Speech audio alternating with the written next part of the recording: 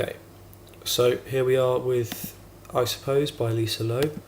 Do a quick mix run through. I was given some advice that in this kind of music you really want to be pushing the kick drum, and so that's what I did. I've got not much processing on the kick in. To be honest, I'm not looking to get huge amounts of this click up here, so I didn't need to EQ that in. What I wanted was to solid kind of mid-rangey sound, and then really focus on the kick out as a big kind of fairly boomy, it's got all this frequency in here. It's got your 40 hertz and it's being boosted into it. So that's what I wanted out of the kick. And you can see in the group EQ, well, I'm doing quite a lot of work there to make sure there isn't top end.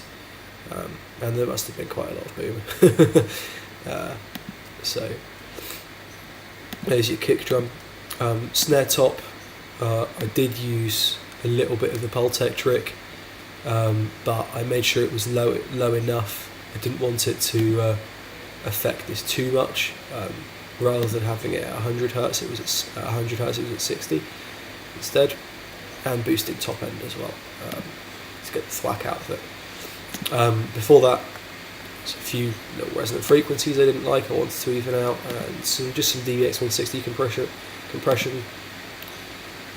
makes it pop a little bit more, and 1176 at the end of that. Snare bottom just had the 1073 emulation.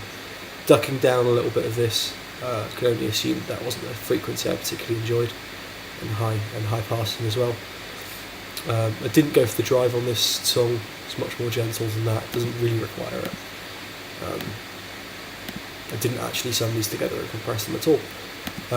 The hat, I hadn't often had a hat mic before, but it was actually really nice having a hat mic. I didn't need anything beyond that really, beyond 700 hertz.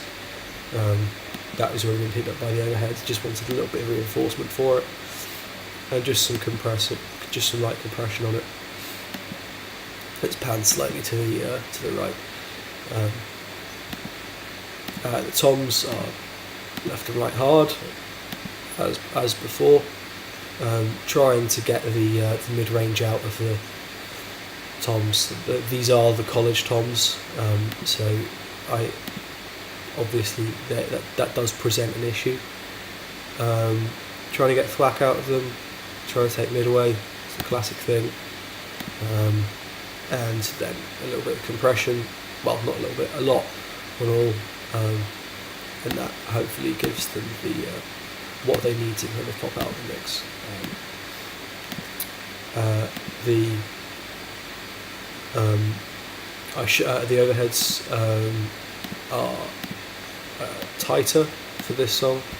And there's nothing's really on the extremities of the stereo spectrum, because to be honest, the more mono I made this mix, the better it sounded. I think music this gentle doesn't really need the stereo spectrum to stick out. These are the only things on the extremities, and that's kind of like a cool vintagey sound, and then everything else can be fairly central. In terms of guitars and stuff, that is. So the overheads, just a light high pass, and some 2A compression, followed by 1073 boosting top ends, and then a common feature on this song, which is the J37, and I've used that for mainly saturation and noise as a tape effect. So that's been a mainstay of this mix.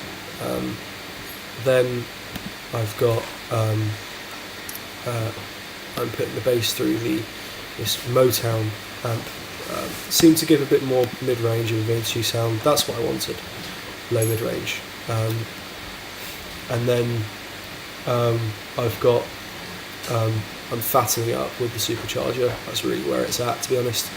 I wanted the kick to sit beneath the bass, because the bass is quite a melodic part.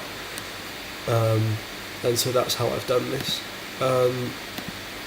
Again, you can see me boosting, and I'm not really letting too much of the sub frequency come through. 60 hertz as a gentle high pass there.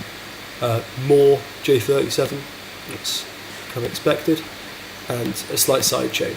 So I want to make the kick kind of pump a little bit, although it is a gentle track. Right, so the guitar,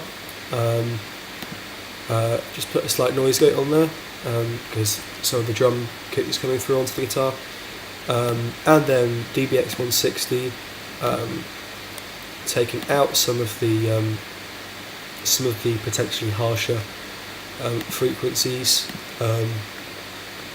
and then another J37, lo-fi sound, and being side chained again.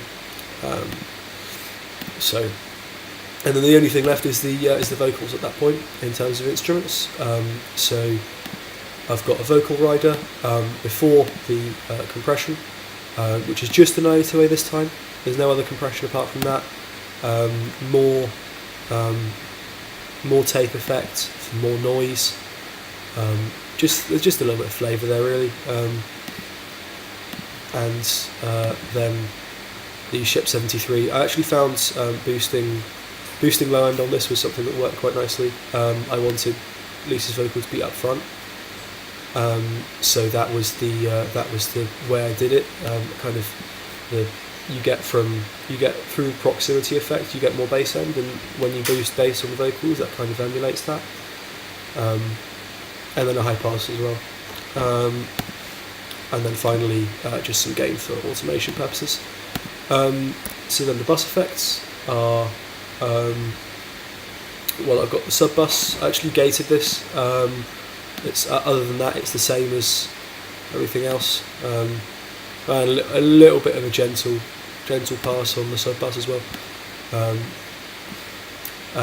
So I just gated it. I think there's some odd noises coming through from it. That's what happens when you try to reconstruct bass frequencies rather than using what you've got.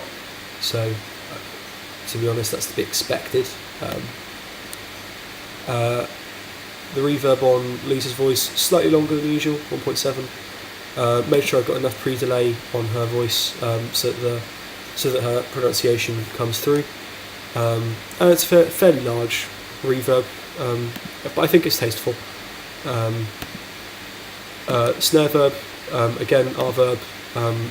This is a longer one because I didn't want the big reverb and then getting out of the way as soon as possible.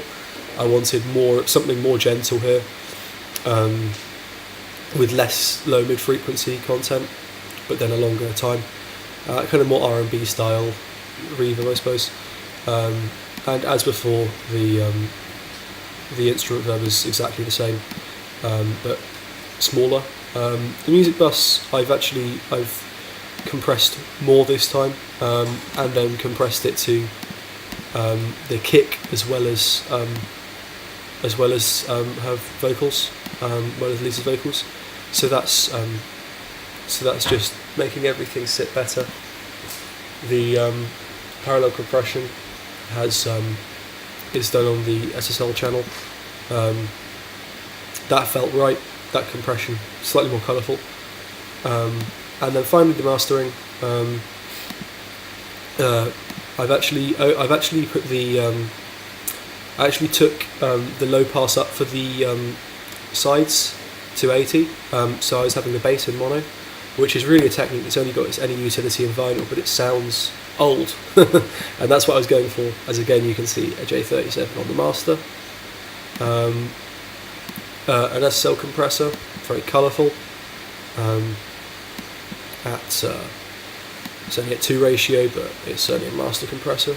And then my gain into the limiter. Now, with the limiter, I wasn't trying to get 2 to 4 dB every time, because the song is way more dynamic than that. It's not a mix that you want to make too fat, and if I did try to get constant limiting, I would have ended up with 10 dBs of reduction in some places, so that's not really what I was going for. I wanted to be more gentle with it.